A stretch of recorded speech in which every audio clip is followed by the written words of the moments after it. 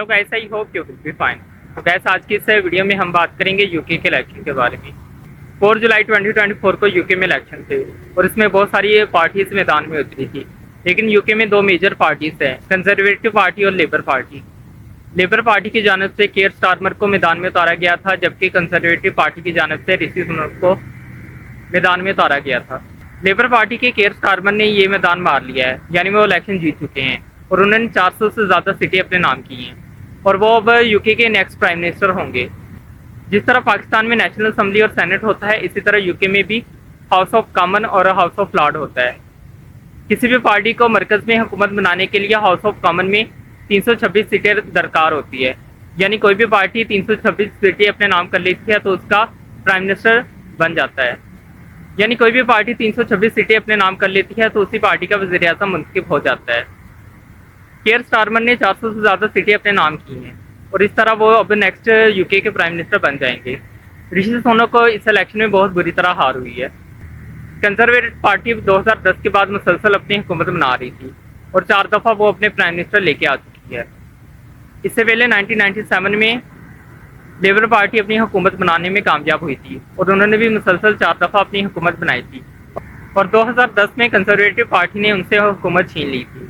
2019 में Boris Johnson मैदान में उतरे थे और उन्होंने 2/3 अक्सरियत अपने नाम की थी। बोरिस जॉनसन ने ये नारा लगाया था कि वो ब्रेक्जिट करवाएंगे, यानी वो यूरोपीय यूनियन से अलहदगी इख्तियार करेंगे, क्योंकि इससे यूके को बहुत ज़्यादा नुकसान होता है। जिसके बाद उन्होंने 2/3 अक्सरियत अपने नाम की थी और वो यूके के प्राइम मिनिस्टर बन गए थे।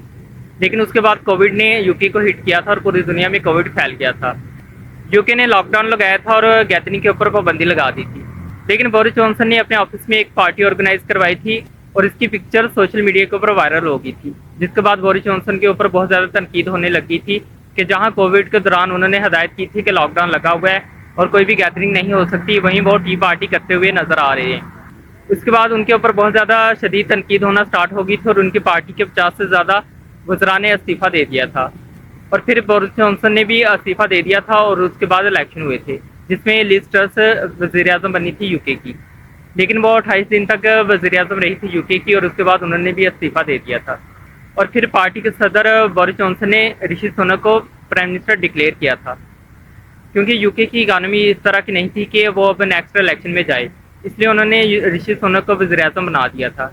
ऋषि सुनक ने 2 साल से ज़्यादा यूके के ऊपर हुकूमत की है और उनके दौरे हुकूमत में उनके ऊपर बहुत ज़्यादा तनकीद होती रही है। उन्होंने बहुत सारे मुतनाज़ा बिल जो हैं वो पार्लियामेंट से पास करवाए हैं, इसमें रवांडा बिल भी शामिल है। रवांडा बिल की मंजूरी के बाद बहुत ज़्यादा उनके ऊपर तनकीद हो रही थी।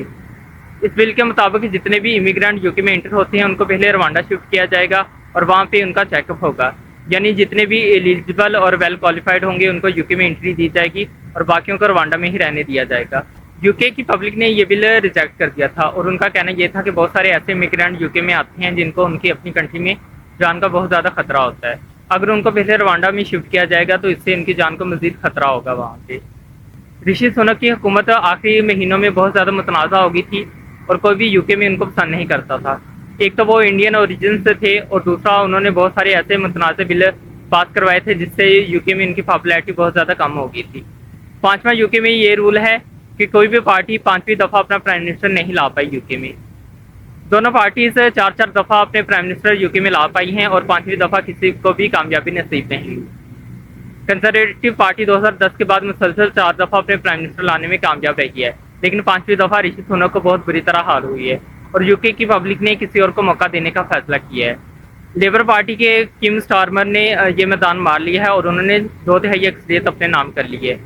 इलेक्शन का अब कंप्लीट रिजल्ट आ गया और उसके मुताबिक 410 सीटें केयर स्टारमर ने अपने नाम की हैं और वो अब यूके के नए प्राइम मिनिस्टर होंगे। देखते हैं कि आने वाले दिनों में केयर स्टारमर की क्या पॉलिसीज़ होती हैं और वो डिफरेंट कंट्रीज़ के साथ किस तरह डील करते हैं।